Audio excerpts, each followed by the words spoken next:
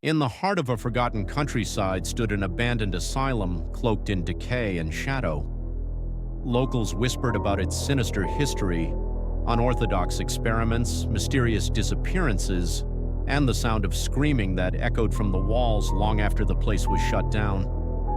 Elliot, a thrill-seeking urban explorer, decided to investigate.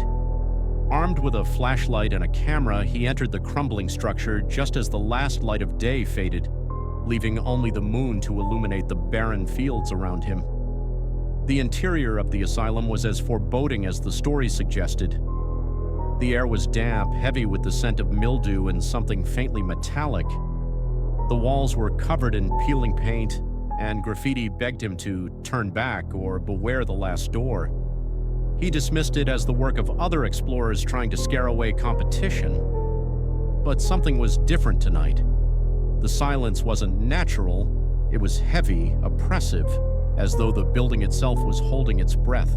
As Elliot ventured deeper, he heard faint whispers, too quiet to make out but persistent enough to chill him.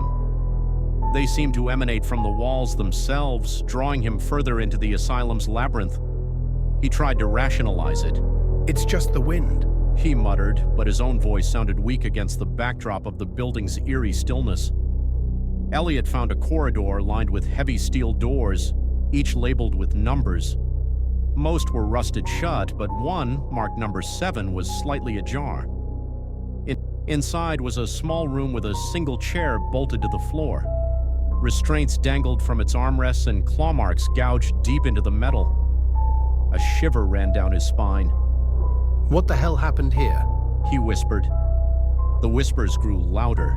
A cold breeze brushed past him, though there were no windows. Turning sharply, he saw faint handprints appearing on the frosted glass of the door he'd just entered.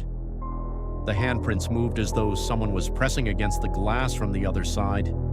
Suddenly, the door slammed shut and the whispers erupted into anguished screams. Panicking, Elliot bolted from the room. He sprinted down the hallway, his flashlight flickering as if something was interfering with it.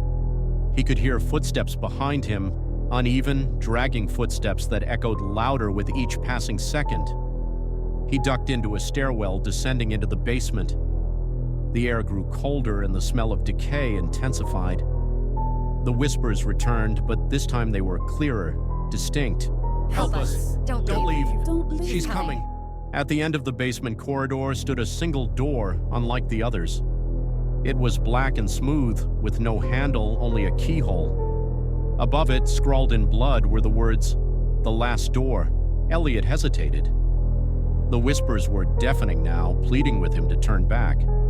But curiosity, or perhaps arrogance, drove him forward. He found a rusty key on the ground nearby, as though it had been placed there just for him. He slid the key into the lock and the door creaked open. What lay beyond defied explanation. The room was impossibly large, stretching farther than the building's foundation should allow. It was filled with tall black obelisks, each pulsating with a sickly green light.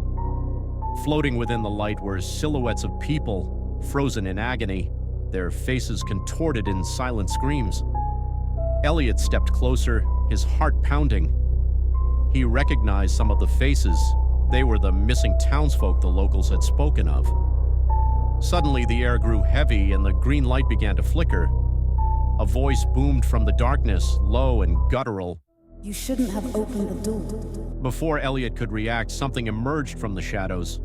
A towering figure, its body a writhing mass of tendrils and eyes, loomed over him.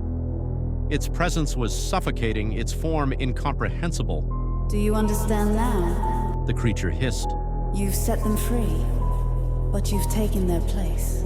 Elliot felt a sharp pain in his chest as the creature's tendrils wrapped around him, lifting him off the ground. He screamed as his body was dragged toward one of the obelisks. His reflection appeared in the pulsating green light, but it wasn't his reflection anymore. His face was twisted, distorted. He was becoming one of the trapped souls. As his vision faded, he saw a figure entering the room from the open door, a new explorer, flashlight in hand, staring in horror. The whispers began again, this time in Elliot's voice. Help us. Don't leave. She's coming.